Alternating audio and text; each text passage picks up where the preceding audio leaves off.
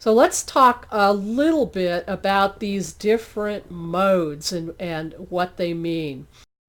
On a digital SLR camera, the modes tend to be a dial like this. And you'll see that we've got some icons here, and then we've got some other letters here.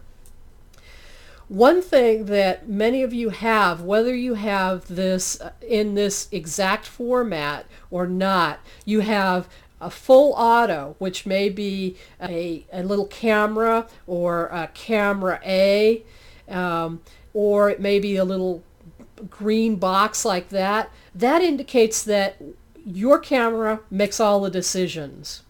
You don't get to do anything but decide what to point the camera at. It does all the rest. Now there's another mode, and it's very often called P, or program mode.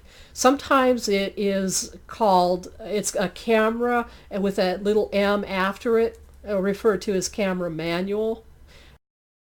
Those modes, those program modes, what they do is they're like a full auto mode, but they allow you to change a few minor things.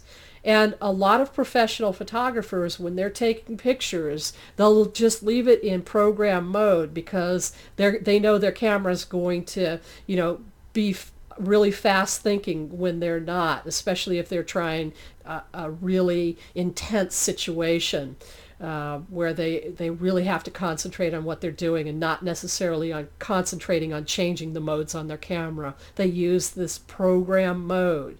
And program mode will allow you to do simple things like, turn the flash on and off. Maybe you're not completely happy with the shutter speed, but you don't want to mess around too much with it. It'll allow you to change the shutter speed a little bit, but it won't allow you to choose camera raw or some of these other more advanced commands. It just allows you to do some basic things.